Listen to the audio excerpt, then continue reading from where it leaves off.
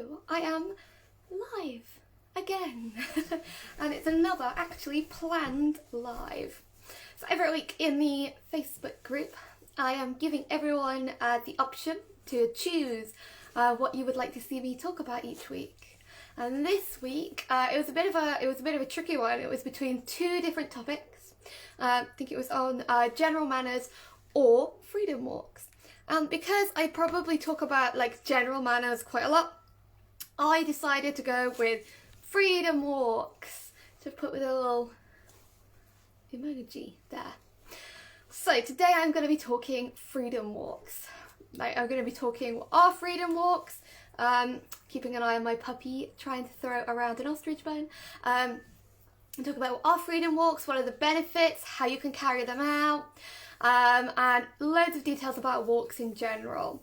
It's another of those things where I see lots of misinformation everywhere about walking your dogs, and I feel like freedom walks are my favourite thing at the minute, especially having a nervous puppy. So freedom walks, I've got a whole list of things to hear. As always, you're always welcome to comment, ask me any questions, use the emoji thingies. I still don't know what they're called. Emoji reacts? I don't know. You're welcome to do any of that while I'm talking, as well as like messaging me afterwards. But I'm going to talk about freedom walks today. Freedom walks are probably the walks I'm taking my puppy on at the moment, mainly Arkle, because I think they're great for him. So for anyone who doesn't know, Arkle is my 6-month-old, nearly 6-month-old whippet puppy. He's a bit of a sensitive boy. He's a bit of a sensitive soul in general. And we do lots of freedom walks. So I'm going to talk about freedom walks specifically, but I'm just going to go over like the 3 main types of walks that I would be considering or thinking about when I'm walking my dog in general. And those 3 types of walks are either training walks, where we are going out for like a very specific purpose, whether that is recall, whether that is working on reactivity, and I don't know what the light's doing, I'm really sorry, whether that's working on reactivity, whether that's working on loose lead walking, whatever it might be, we're going out with like an aim in mind. There's a bit of a structure. That's probably like the least kind of walk I'm going on at the minute. And then along with that we have purposeless walks, where we might just go somewhere and we might just sit around and watch the world around us. And these are, both those walks have great benefits. The purposeless walks are great for just reducing excitement, reducing arousal, reducing stress. They're not very exciting for us, but they're very good to get our dogs the idea they're going out. But I'm not going to talk too much about training walks or purposeless walks today. I'm going to focus on freedom walks. So what are freedom walks? I've been saying it 100 times and you're thinking, what are you on about? So for me, a freedom walk is an opportunity for my dog to be a dog without them having to worry and without either of us having to stress. I don't want my walks to primarily be stressful with my dog, because that's going to damage our relationship. The lighting's bugging me. I don't know how it's not bugging anyone else. I want the walks to be as stressless as possible. So for me, freedom walks are opportunities for my dog to be a dog, where I've taken them like specific places where we don't have to worry. And that might be for a reactive dog, we go somewhere quiet. For an excited dog, we go somewhere quiet. For a nervous dog, we might also go somewhere quiet. So for me, these are places where I am not anticipating having to work on any issues. And these are walks where I'm going on as an opportunity to just get out and let my dog be free and enjoy themselves. Because I think that's really important. So when I say be free and enjoy themselves, it might be that your dog has good recall and they're okay to go off the lead, or they're good with all dogs and you can let them off the lead. In this nice, ideally quiet area, they can have some freedom in terms of just running around and being a dog. However, you might have a dog who struggles with their recall. You might have a dog who struggles with other dogs, or you might have a dog who is very nervous, like a recently rescued, rescue from abroad, who might be a flight risk, who might run away when anxious. So for those kind of dogs, I would probably not give them like off-lead access, but where safe to do so, I would definitely be giving them the opportunity to be on a long line. And a long line gives them that like opportunity for freedom without it necessarily being a safety hazard, like without you worrying. It gives them freedom and it gives you a safety net. If your dog goes to run, you've got that long line to grab. And I think that's really important. So these are places where my dog can be a dog, and I really feel like as society is now, we don't do this enough. I definitely feel like in the last few years I've not done it enough with my dogs. And then it's just, you know, allowing them, so this could be woodland walks, this could be, you know, walks to like, you know, nature-y areas or nature reserves that allow dogs, where it's nice and quiet, it's nice and peaceful. And you're not having, and your dog's not having, to stress about the eventuality of certain things.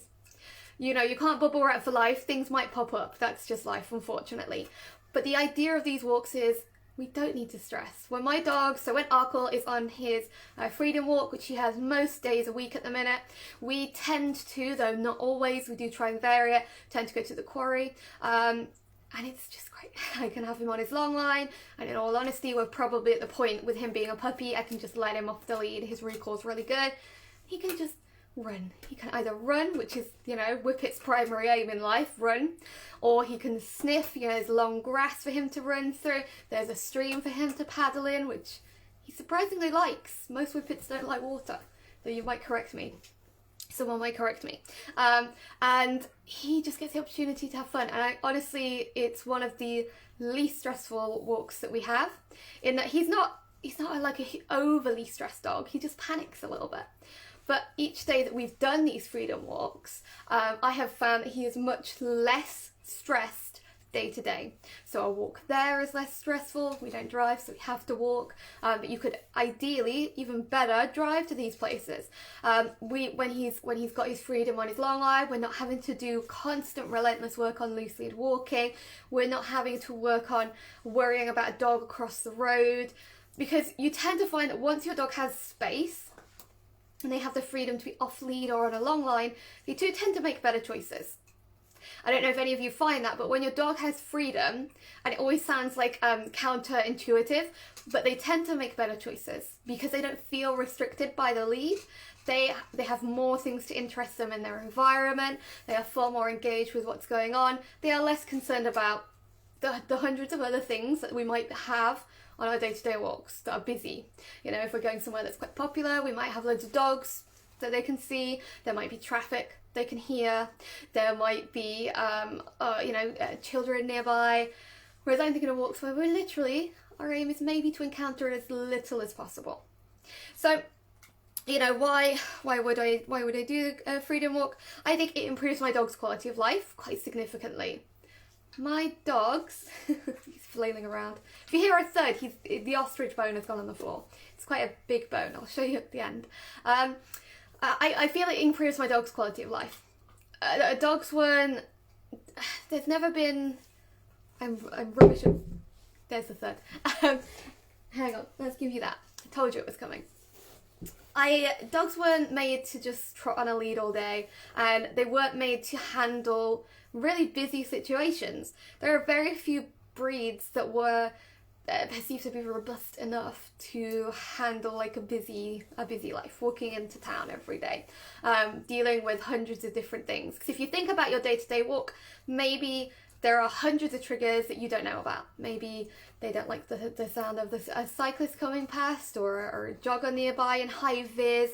That's often very stressful for dogs. Some dogs don't like high vis. It's a bit weird, but they don't tend to like it. It might be that they're, you know, not a fan of sudden motorbikes. Arkle's really not a fan of those. I don't know if anyone else's dog hates them as much as Arkle hates them, but he hates it when a motorbike just suddenly makes that, not going to try and make that noise, makes that noise where it suddenly just goes past you. He either freaks out and panics, or he lunges at it.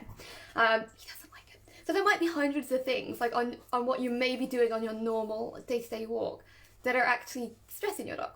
And as those of you who work with me quite a lot know, these tiny little stresses, or how we might perceive these tiny stresses, add up. And they add up into this stress bucket.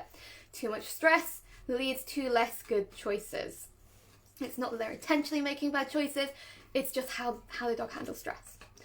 So for me, a freedom walk is the opportunity to de-stress my dog empty the stress bucket. Being a dog is being a dog and just be doing stupid dog things. You know, I mean, even what was he doing the other day? I think he was just running around a bush. I think I was running around a bush and he was chasing me. And he thought that was the best thing ever.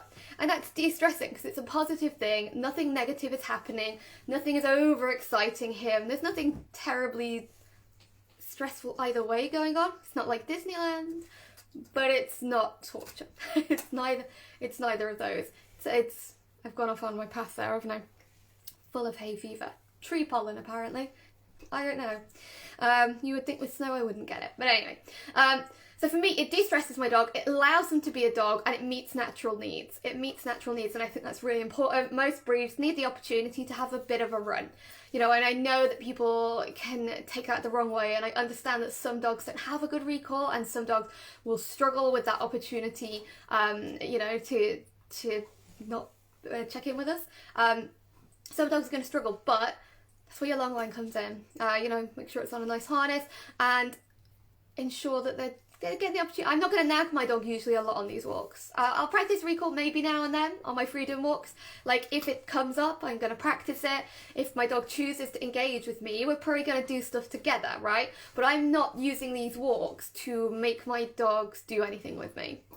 And again, look, almost counterintuitively, that makes them want to spend time with me more because the novelty of being somewhere engaging and exciting wears a little bit thin. You know, we've done our walks a few times this week, and by the last time, Uncle kind of like 10 minutes in went, so are we gonna do something together? Like, well, we can, we don't have to, we'll do find it, we'll do a bit of work on middle, maybe we'll do thunder, and you can go back to your walk. The aim of the walk isn't that I'm going to do training though. The aim of the walk is you get to be a dog, you get to decompress from day-to-day life. It's pretty stressful being a dog. We expect a lot of them. I know everyone gets bored of me saying that, but honestly, when you think about how much we expect of them, we expect a lot. It gives them an opportunity to de-stress, empty the stress bucket, allow them to be a dog. This is enrichment. You know, I bang on about enrichment a lot and that you should be giving your dogs opportunities to sniff, to chase, to do natural breed related behaviours.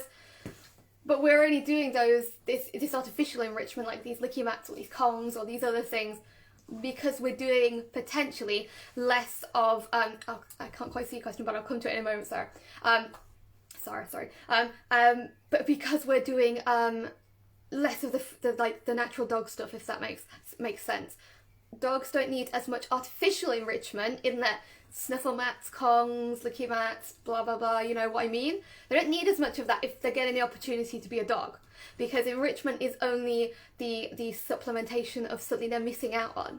Yeah, so if they're getting those freedom walks, you should find that their need for other ways to be stimulated is reduced, if that makes sense. So for me, it's giving my dog what they need, enriching their lives in the way they should be enriched, without having to do all this artificial stuff at home, if that makes sense. I've got a question. Sorry, so it might be a tough question, but do you hold the end of the long line or do you have it run along the ground as a safety net? That is a really good question, actually. So if I'm somewhere quite open, the first thing I'm going to say is it does depend on your dog. Why do I have to cough on all of these? It does depend on your dog. My Jack Russell, I probably wouldn't have ever let go of his long line in age because he was very reactive, and when I say reactive, he was willing to follow through on his reactivity. I need a drink. I didn't necessarily want to give him the option, even in a muzzle. I would hold his line. He still got freedom. Sorry guys, he still got freedom, but I was a bit more cautious with him. If I'm using a long line with my other dog, so I'm using a long line with Arkle, I will probably hold the long line in narrow spaces. Where we're going, there might be a few... Hello, Laura. If I'm in a narrow space, I don't know how my dog's going to react to something that might pop up. You know, if we're talking a reactive dog or a dog with poor recall, then what I'm probably going to do is hold on to the long line a little bit so that if something happens, I've got some good control. I'm going to keep puffing. I might have to cut this off soon. Whereas if I'm in an open space with Arkle, I don't hold on to the long line, really. I don't tend to keep hold of it because he's got a good recall, he checks in. I don't feel he's going to rush up to things that pop up, and I can probably see things. So it does vary. Oh god, I feel like I've got some of his ostrich bone down my throat or something. It does. There it goes again. I'll show you all at the end, I promise. It does depend on the dog. I do like my long lines because I can either have them on the floor and they don't soak up a lot of water, because I use ones that have either rubber woven into them, or I use biothane ones so they don't absorb water too much. So I can either pick them up and it's not going to burn my hand if they're running, or I can stand on them. It really does depend on your dog and sort of where you're walking as well, I suppose. I hope that's answered your question, Sarah. Maybe it has. Feel free to ask any further follow-ups to that, because I think I've waited quite a bit in between coughing.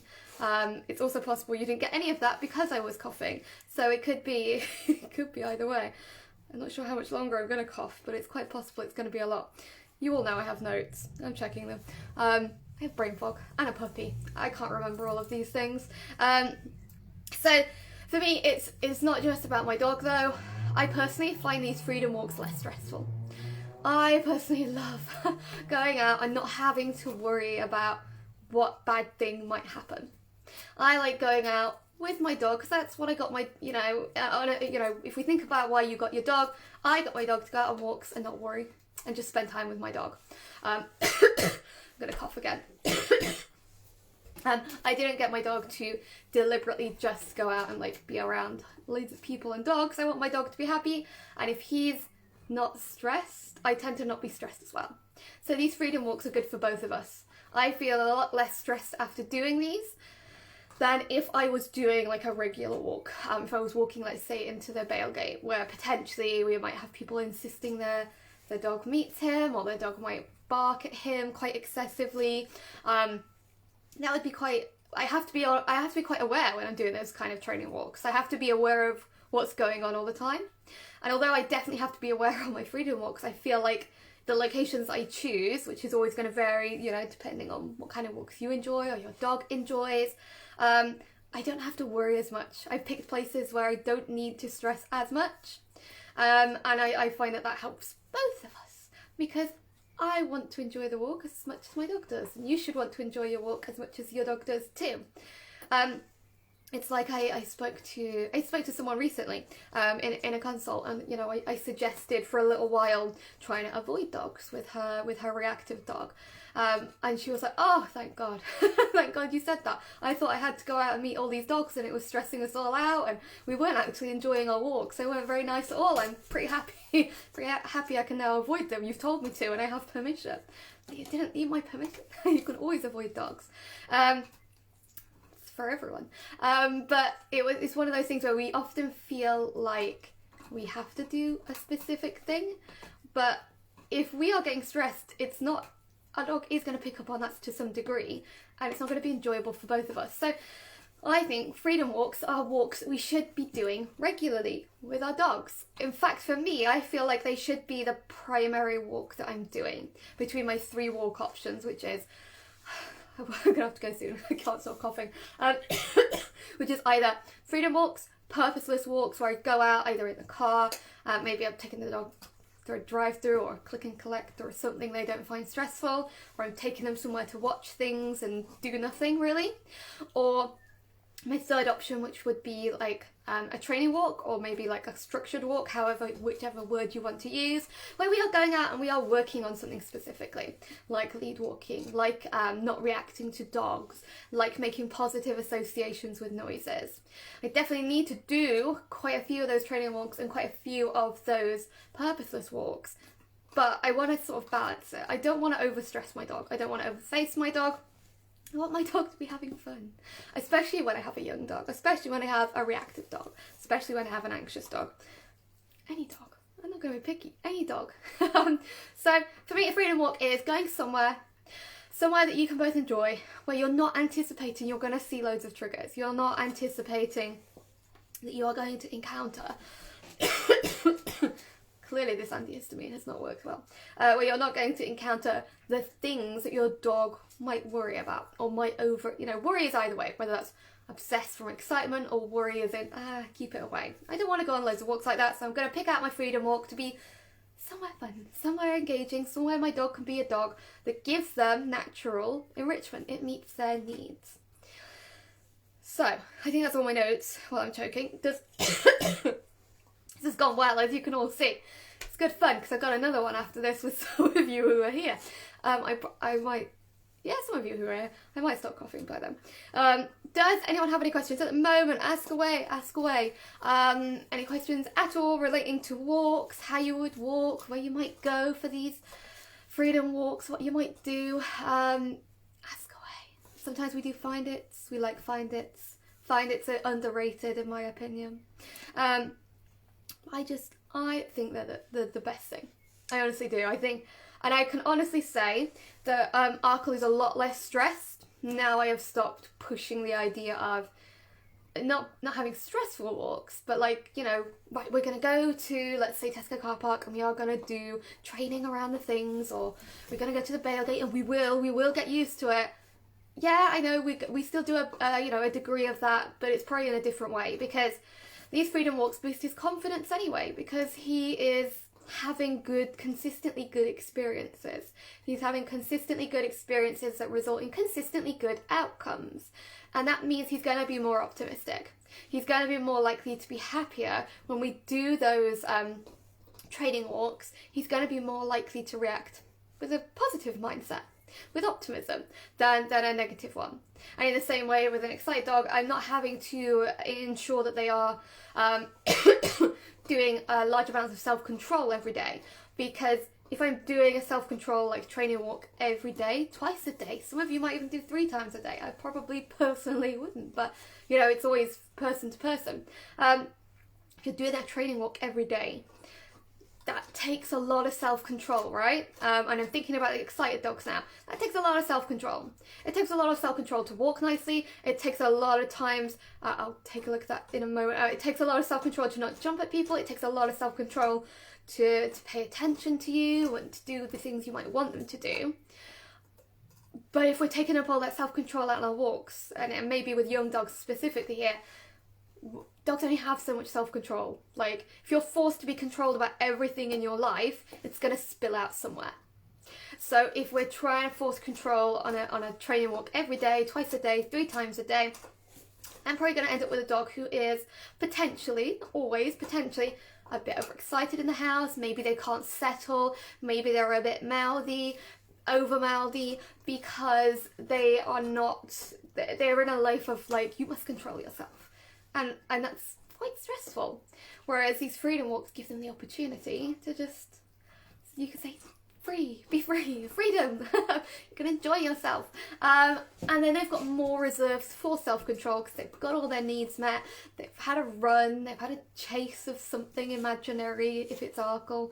I don't know what he was chasing the other day. I didn't see anything. Sarah says, how many times a week would you do freedom walks and how many training walks? That's a really good question. And unfortunately, I'm going to be really awkward again and say it depends. Ostrich Bone again. It depends what I'm looking to do with my dog. It's a really good question. So I think I would look at it rather than how many times. I would probably just do personally, and this is a personal opinion, I would probably do more like as a ratio, like twice as many freedom walks as like the other 2 together, as each of the other 2, if that makes sense. I just want my freedom walks to probably outweigh the other walks I'm doing to a good degree. It's not a very, like, there's not a major science behind what I'm saying. I just would, so this week, if I give you an example, I am probably taking Arkle out only once a day. His walk is quite long for a little puppy, but most of it's off lead, so I feel like that's reasonable. So he is only having 1 walk a day because he's pretty sleepy after, and I don't want to overdo things with him. So he's having 1 walk a day. He's had 1 walk a day. It's probably been a freedom walk every day this week.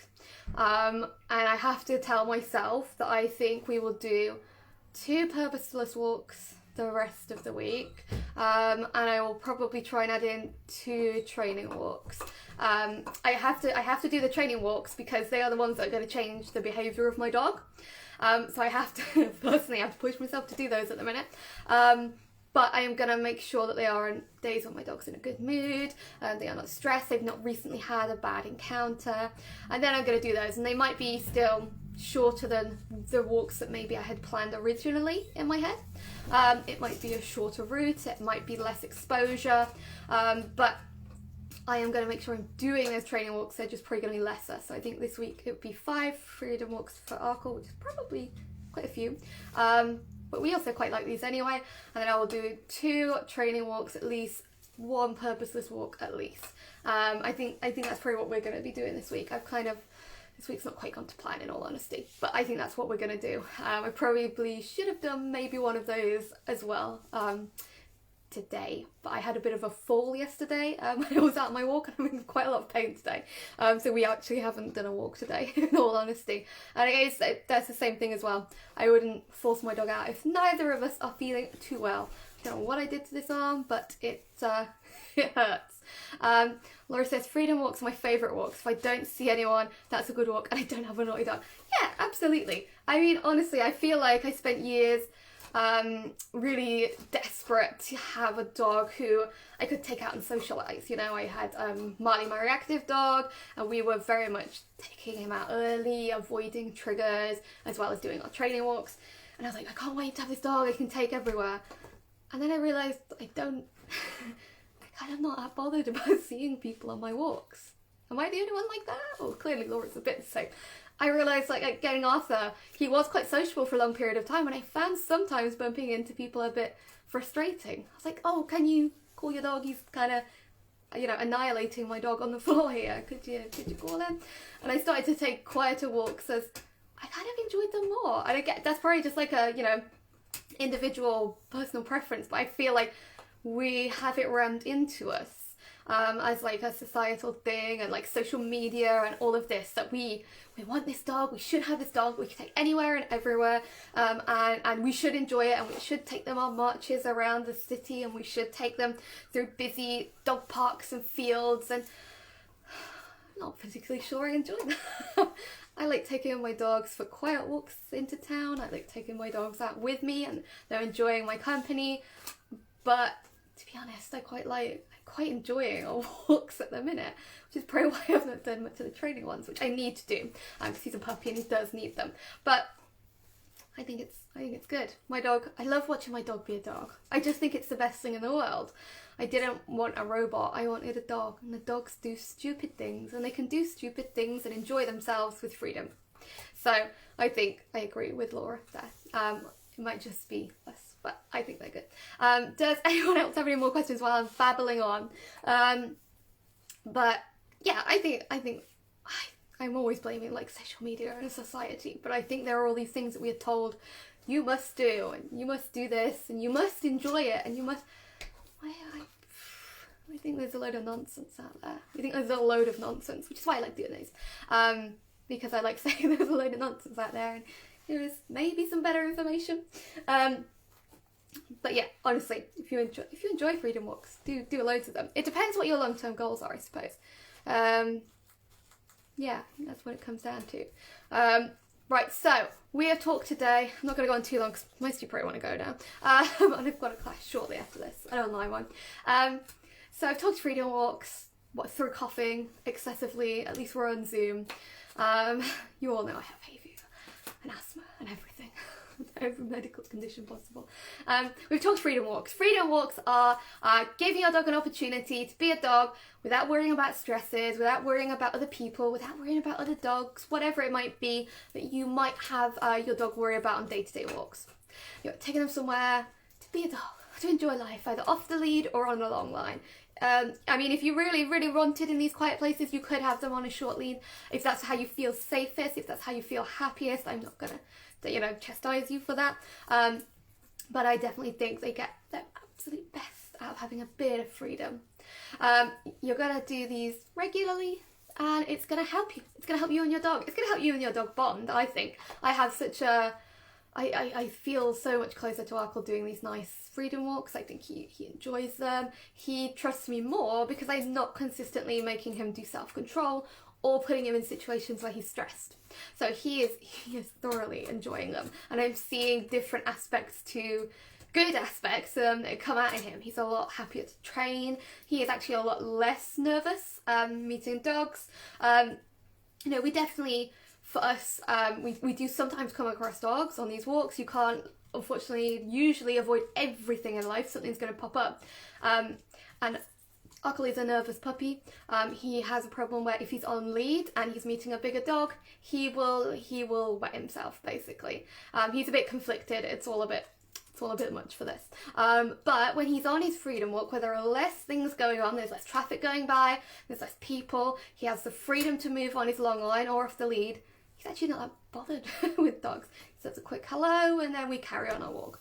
And that means we're having consistently good reactions with dogs. Again, those of you with nervous, reactive or overexcited dogs will find that when they have more freedom, when they have the opportunity to move more and more environmental stimulation, in my experience, they are less likely to be reactive or anxious or overexcited than walking down a street, than walking down a busy park, because there's so much going on there. I mean, I think I've said before, I'll wrap up in a moment, I promise.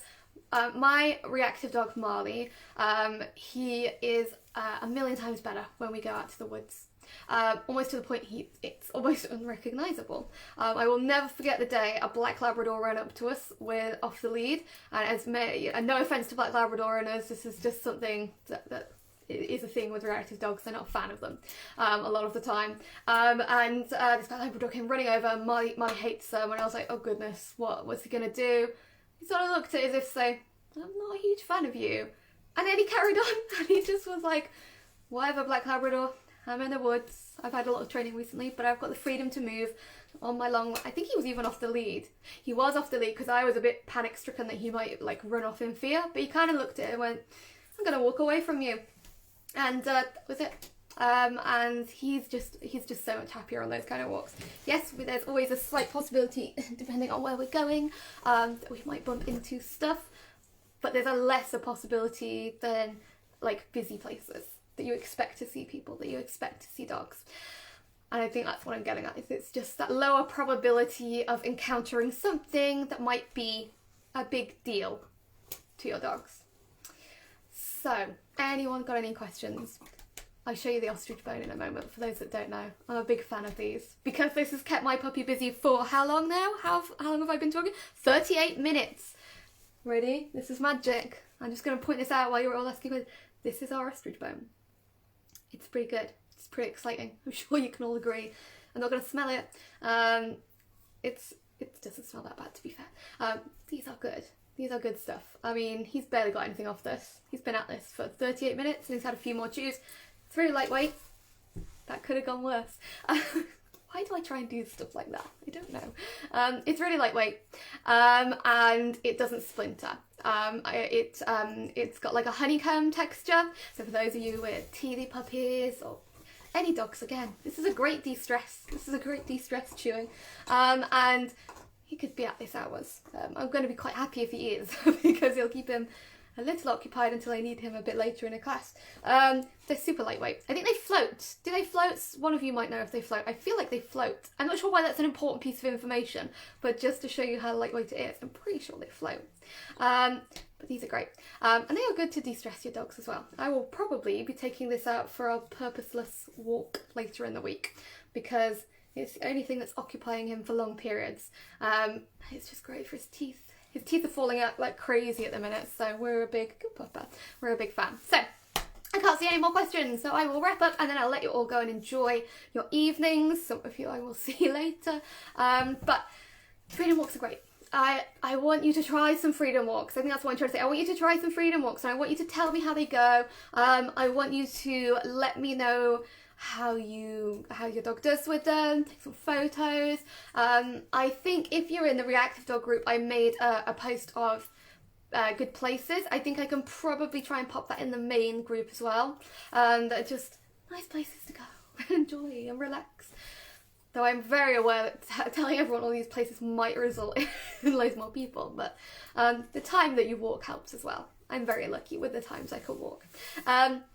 You want to do freedom walks is the aim of this. You want to do them. You want to add them into your walking routine. You will see differences in your dogs. It will be less stressed. They will be happier. I'm using absolutes, which I don't usually use. They will be happier. They will be less stressed. And you should have a less stressed you as well, which is going to make your training walks go better. Because you are going to be more patient with your dog too. And I know that's very difficult if you're having day-to-day walks that are very stressful. Trust me. Right, I'm going to have to let you all go. I hope that this has been helpful in some way, even through my coughing and ostrich bone throwing and nearly knocking myself out with one. But otherwise, I'm going to let you all go, and I will be doing another of these. I'm doing another of these next week. So I'm going to try and do the weekly, and on the Whip It Wonders page, I'm going to be doing one on dogs who jump up on Friday. That's definitely, I think I'm calling it kangaroo whippets, because whippets are very good at it. I've definitely got a kangaroo whippet here. Anyway, I hope you've all enjoyed it. Have a good evening. Let me know how you get on with your freedom walks, and if you have any questions, you could always message me directly as well if there's ever anything you feel a bit uncomfortable about asking for any reason. Otherwise, I'm gonna let you go. Bye everyone.